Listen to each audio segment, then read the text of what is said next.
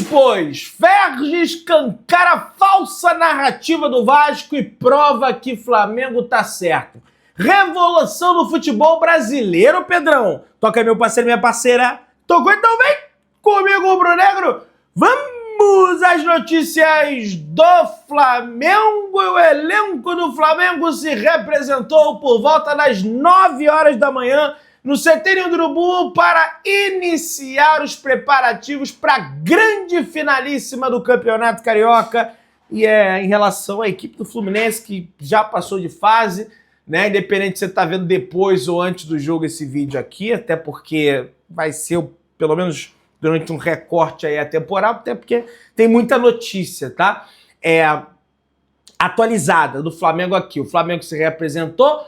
Os atletas que iniciaram entre os 11 do Flamengo tiveram folga, tá? Domingão em família, aquela coisa toda, então saindo, enfim, fazendo o que quiser das suas vidas pessoais, isso não me importa. E os reservas se apresentaram normalmente ao CT do Urubu, tá? Fizeram lá a atividade o Luiz Araújo, que foi bem demais, fez gol, mas entrou no segundo tempo, né? Esteve presente também o Cleiton, aliás, que já ficará disponível dos 2 jogos das finais do Campeonato Carioca. Ele ficou suspenso durante 4 partidas, né? Após a agressão lá no Barbosa, né? Mas vai lembrar que o Barbosa começou com... Eu sempre gosto de lembrar isso aí. Mas tudo bem, recebeu um gancho de 4 jogos, volta agora na semifinal, pelo menos vai ficar à disposição ali no banco de reservas. Tudo bem com o Alexandre, tudo bem com todo mundo. Tem a situação do Bruno Henrique, que preocupa o torcedor rubro-negro naturalmente por conta do posterior de coxa, mas aí deve ser um resultado, deve ser um exame, só deve ser feito amanhã, beleza? Só deve sair amanhã esse exame, até porque o jogador está em casa com a família, está descansando. O Flamengo está aguardando desinchar também ali a região para fazer o exame com maior precisão e detectar ali se há lesão, se foi um susto, se tratou apenas de uma pontada ali, uma cãibra, né? Uma situação que preocupa, mas amanhã nós teremos maiores detalhes sobre isso. O Wesley tá tudo ok, a gente comentou no vídeo anterior a esse aqui que vocês estão assistindo. E Danilo já deve ficar à disposição da final também, apesar de ter que se apresentar à seleção brasileira aí após os 2 jogos da finais. Quarta-feira tem um e no domingo ou no sábado tem o jogo da volta, tá? A Ferge ainda não definiu isso, a tendência é que seja domingo, mas durante a semana, se eu não me engano, na terça ou na quarta-feira, terá a reunião do arbitral da Ferge para debater essa situação. Tá aí, ó. Não tem folga amanhã, pessoal. Amanhã, segunda-feira, treino normal no CT Ninho do Urubu, tá? O treinamento será às 9h30 da manhã, normal. Posteriormente, a assessoria de imprensa do Flamengo vai informar a programação da semana do Flamengo, beleza? Show de bola? Então vamos avançando aí que tem mais coisa pra gente comentar. O Felipe Luiz, que cedeu folga aí nos 2 últimos finais de semana, ele deu uma declaração ontem e deixou claro: quem não tiver intensidade, meu amigo, não vai jogar. Porque ele fala na entrevista coletiva: eu assisto muito jogo mesmo. E hoje um jogador sem intensidade não joga nas grandes ligas. Além da qualidade técnica, o jogador tem que ter resistência. É um novo tipo de atleta. O jogo moderno pede essa intensidade, eu peço isso. Os jogadores de frente são os que mais correm no time. Com certeza acredito que podemos manter a intensidade. Correndo certo, se corre menos. Mais intenso, mais menos. Podemos evoluir, mas o nível de intensidade hoje é sonhado quando eu cheguei aqui antes de assumir. Isso se constrói desde os treinamentos. Os jogadores dão a vida em cada treino, falou o Felipe Luiz em entrevista coletiva. Tem muita gente preocupada com a questão física dos jogadores do Flamengo, né? Vamos torcer para que dê tudo certo, né? com o Bruno Henrique, vamos torcer para que dê tudo certo com essa galera toda, né? E que não aconteça nada. Mas vamos evoluindo aí, vamos conversando. O negócio é o seguinte, rapaz. O Vinícius Júnior, ele meteu um golaço, rapaz, na La Liga, né? Na Liga Espanhola de Futebol. Ele meteu um golaço aí que deu a vitória pro Real Madrid, cada vez vai arrebentando. Rapaz, ele tá jogando tanto. Se o Real Madrid levar a Champions League de novo, vai ser obrigado a dar bola de ouro para ele. Aí dessa vez não vai ter desculpa, né? Antes tarde do que nunca. Melhor em 2027, mesmo que com 40 anos de atraso, do que nunca acontecer. A informação é do Lauro Jardim, do Jornal o Globo. Libra e Liga Forte do Futebol conversam sobre organizar a Série A de 2027 sem o comando da CBF, escreve o jornalista. Cara, esse é um debate que nós temos no futebol brasileiro desde 1987, quando se criou o Clube dos 13, quando a CBF, quando o presidente da CBF à época, que agora eu não estou me lembrando, não era o Ricardo Teixeira ainda, mas ele declarou que a CBF não tinha condições de sediar, de prover o Campeonato Brasileiro de 1987. Com isso, Márcio Braga, em conjunto com o presidente do São Paulo, não sei se era o Aidar, agora me falha a memória, em conjunto com o presidente do São Paulo, chamaram os outros clubes e fizeram o Clube dos 13, que fizeram a Copa União. Produção, abaixa o volume um pouco aí, por favor. Do som aí. Então, assim, cara, eu prefiro, tá? A formação da Libra, a formação da Liga Forte não, que elas se unem, para debater o campeonato. Entendeu? O campeonato.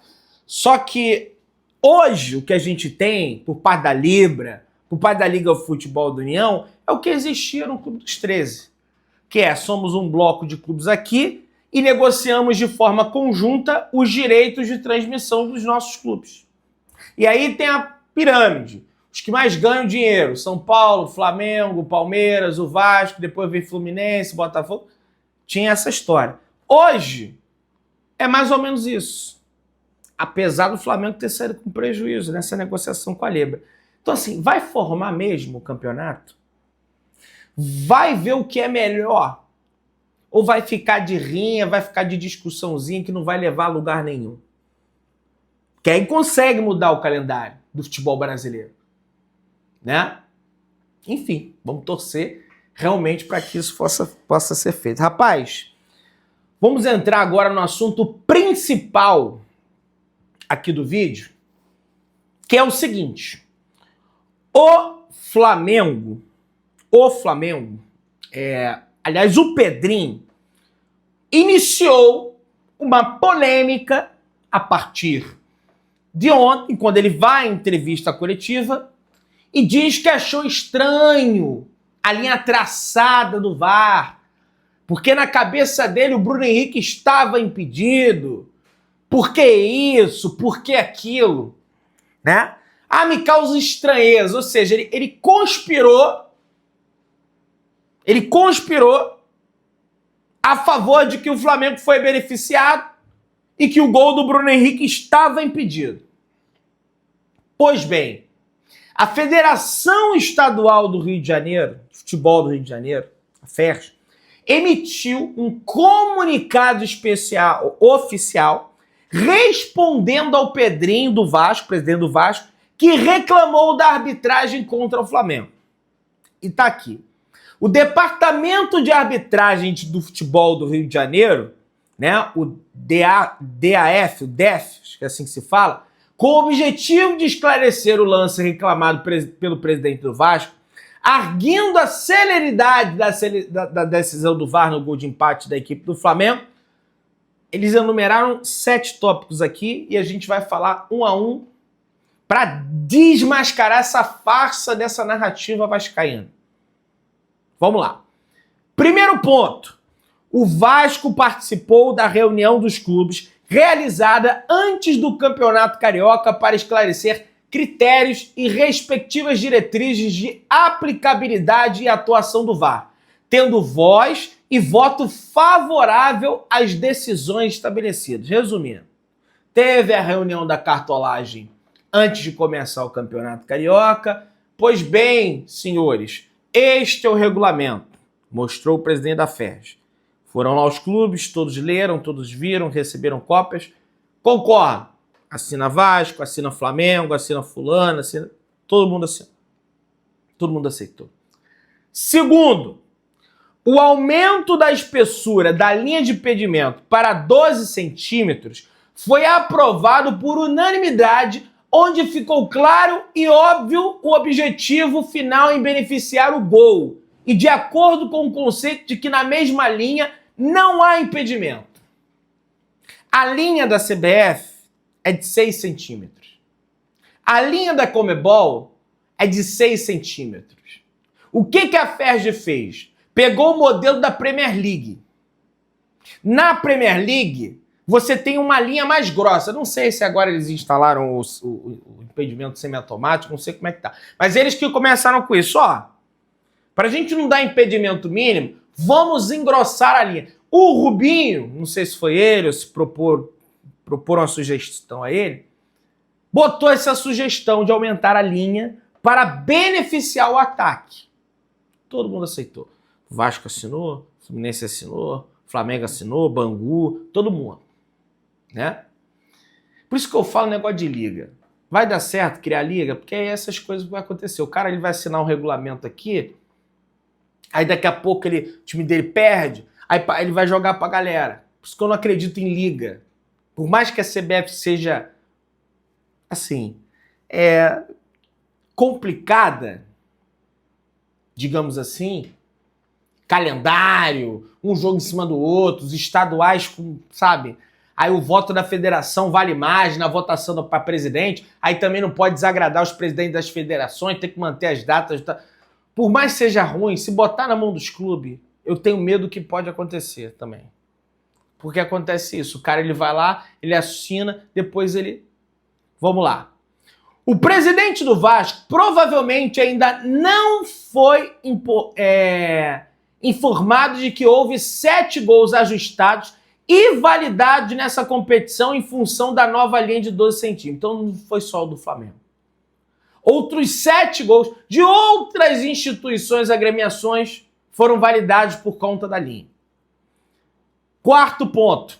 O protocolo de aplicar o VAR determina que a decisão do árbitro não será alterada, salvo se a revisão pelo vídeo mostra que a decisão foi claramente errada. Fato que não houve no lance em comento, prevalecendo então acertadamente sobre os ditames técnicos e diretrizes da International Board, a decisão de campo. É aquele famoso não caçar pelo em ovo. Nós estamos vendo no VAR. O gol foi legal. Pra que nós vamos ficar caçando pelo em ovo? Rebobinando a fita. Aí aconteceu um lance lá depois de mais de 100 segundos que deu um puxãozinho de camisa. Não, camisa no outro, não. Quinto tópico. O presidente do Vasco e o gerente de futebol do Vasco, Cláudio Rocha, foram recebidos pelo observador do VAR e pelo VAR na sala do delegado da partida, onde lhes foi demonstrada a linha na avaliação do lance e ambos declararam estar convencidos do acerto da decisão. Ou seja, antes do Pedrinho lá, da entrevista, ou depois, não sei exatamente, mostrou, olha aqui, Pedrinho. Ficou legal, cara. Mas aí ele tem que ir na entrevista, ele tem que aparecer, tem que dar satisfação. Pô, um cara que fazia comentários assim tão ricos quando ele era comentarista, foi eleito o melhor comentarista da TV, aí vira dirigente e fica desse jeito. Sexto tópico. Como de praxe, em atenção e respeito ao filiado, ao Vasco, os membros do departamento de arbitragem estarão à disposição de representantes do Vasco, preferencialmente com conhecimentos técnicos sobre a arbitragem, na próxima segunda-feira, dia 10, das 3 às 6 horas, para os necessários esclarecimentos, as dúvidas e ponderações. Sétimo tópico. Vale ainda informar que, além da análise técnica do Departamento de Arbitragem do Rio de Janeiro, a Federação de Futebol do Estado do Rio de Janeiro publica integralmente os relatórios sobre o desempenho da arbitragem elaborado por analistas independentes de empresa especializada internacional e assim o fará tão logo o receba. Gente, o Vasco, ele não perde para o Flamengo por conta de arbitragem. O Vasco, ele perde para o Flamengo porque é um clube falido. Eu não estou zoando, é um clube falido. Está em recuperação judicial. É um clube que tem uma porrada de dívida. É um clube que tem vários problemas. Dívidas essas que foram potencializadas lá atrás, nos anos 90, quando o Vasco quis montar equipes ali que não tinha dinheiro para montar, se baseava no investimento do Bank of America, que era o patrocinador do Vasco, aliás, era o gestor da parte comercial do Vasco, porque no futebol quem mandava é o Eurico, mas quem põe o dinheiro, quem colocava o dinheiro para contratar Edmundo, Luizão, aquele outro que jogou no Botafogo, Pantera, era o Bank of America. Aí teve Mauro Galvão, tudo isso, Bank of America. Só que aí depois os americanos correram no Vasco, deixaram uma dívida, ficou uma dívida gigantesca, e o Vasco não pagou, e foi caindo juros, e aí teve a treta do Eurico com a Globo, que aí a Globo depois também... Aí, meu amigo, ferrou, você brigou com a Globo, você comprou uma briga grande, assim, né? Então, assim, o Vasco é por isso. Porque é um time endividado, assim como o Flamengo era, só que o Flamengo se reergueu a partir de 2013. Entendeu? O Flamengo se reergue a partir de 2013. Né? Coisa que os dirigentes do Vasco, acredito eu, por conta do Eurico, não conseguiram fazer, porque não conseguiam entrar na política do Vasco. Né? Enfim, vamos prosseguindo aqui. Aliás, tem uma informação de que o Campeonato Brasileiro, a informação não tem nenhuma fonte. Não, fonte tem, mas não tem nenhum veículo oficial da CBF anunciou essa situação, tá? Mas no Campeonato Brasileiro, já saiu aí extraoficialmente, teremos um impedimento semiautomático, que nada mais é que coloca-se um chip na bola. Essa bola emite algumas ondas ali, umas frequências ali, quando o jogador toca nela. Então, a partir do momento que o jogador tocar para dar o passe, né, é uma linha que vai reta assim. O jogador tocando para dar o passe, a linha... Bum, né? Daí ali você já tem o momento exato de contato com a bola para dar o passe. E aí o próprio software traça a linha, não é o ser humano. E aí é uma linha assim, ó. Dessa finurinha assim. Ali, aí beleza. Aí vai ser totalmente, pelo menos semi-automático, né? Vai ser semi-artificial. E aí nós poderemos, né, ter uma visão melhor. Tomara que tenha. Tô torcendo para não ter esse tipo de discussão aí no Campeonato Brasileiro. Né? Você que tá aí, se inscreva no canal, aciona o sininho da notificação, deixa o teu like, tamo juntão, saudações rubro-negras.